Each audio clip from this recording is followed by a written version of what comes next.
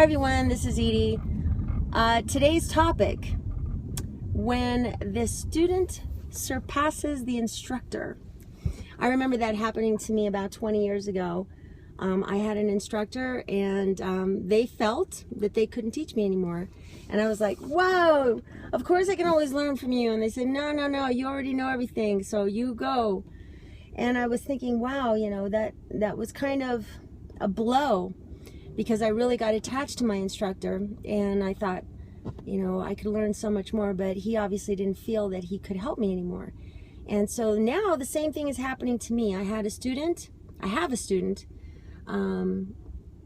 he is getting so good, and he's to the point now where he's going to congresses and watching YouTube and memorizing moves, and he's using me to practice these moves on, because he quoted today, Edie, you're the only person probably in this side of the country that can follow this stuff, and I want to make sure that when I do go travel, I can actually execute the moves. And I thought, wow, well, that's a compliment, you know, but the stuff that you're learning, I'm not able to teach because I haven't studied the same videos that you have, and I could probably figure it out over time, but you need something now. So what is happening is that I am learning from him, which is great.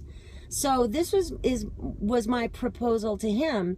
I said, look, instead of you paying me for a private lesson, because I'm now learning a lot from you, why don't we just do this as a no charge deal? You just cover the studio fee, and we'll just take it from there, and you can teach me the moves. You can learn how to follow. I think all men should learn how to follow, and ladies should learn how to lead. Obviously, that's when I became really good.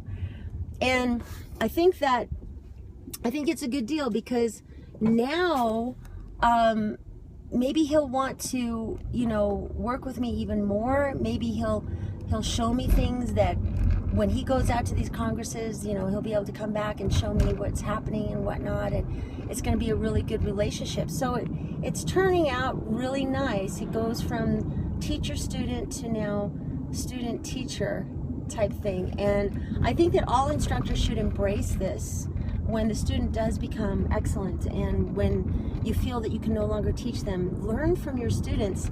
When I was traveling so much and I got back to Los Angeles after several months, I mean, the girls were doing stuff over there that I didn't know anymore, and I called up one of my students and I said, hey, would you mind showing me some of the styling that goes on in a T-stance? And she said, you're my teacher, I can't show you anything. And I said, hello, yes you can. And I paid her for that private lesson, and she showed me what they were doing in the clubs, and it was really worth it. And I think that teachers need to understand that, you know, we don't know everything, and we need to put our pride aside, and we need to say, okay, you know, you guys are getting freaking badass, and I'm glad I was able to push you toward that level, but now you're becoming amazing, and now I need to start learning from you. And it happened recently with another student of mine.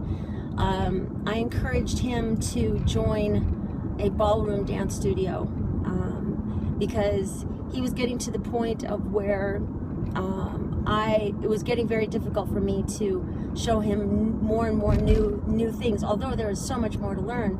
But I realized that instead of him going to find a job at some phone company, I said, why are you wasting your talents? You know, you need to expand your horizon, not just in salsa, but in all the dances. And he went, his name is Kelvin, by the way, and I was really proud of him because he got so good so fast in just an extremely short period of time. Within 1 year, he was already performing at congresses, and we just recently did a performance together.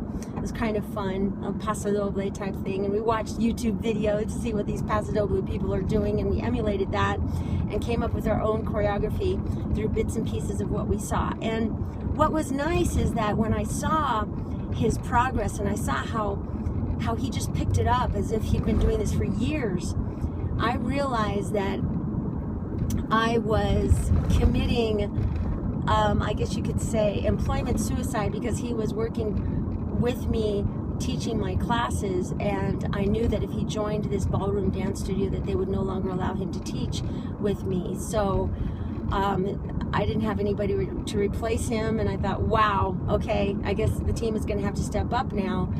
And I encouraged him to leave and go to this ballroom studio, and now he's learning waltz and foxtrot and quick step and tango and all this stuff, and I'm just so happy for him. But this is where, as an instructor, when you see talent, you cannot hoard it to yourself. You need to encourage the eaglet to fly.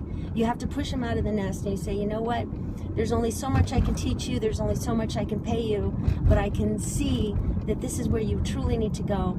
And it hurt me deeply to see him go, but at the same time, it made me even more happy that he is going to pursue now a further art form, and I'm so happy for him. So, guys, I just wanted to do this little quick 5-minute video just to give you encouragement and let you know that you don't need to feel bad as instructors if you don't know any more of these great moves, or if you don't feel that you can teach your students anymore.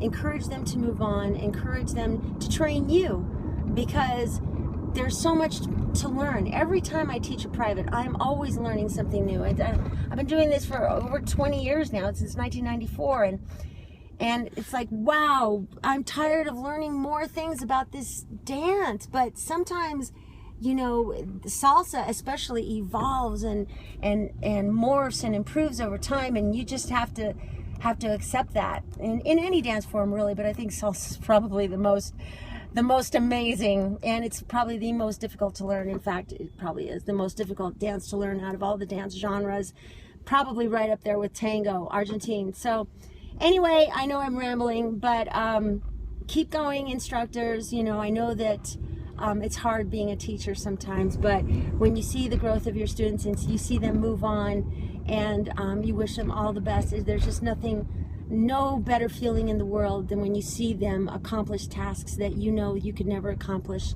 And it's just, wow, you know, just so awesome. So anyway, stay focused and keep dancing. Talk to you later. Bye.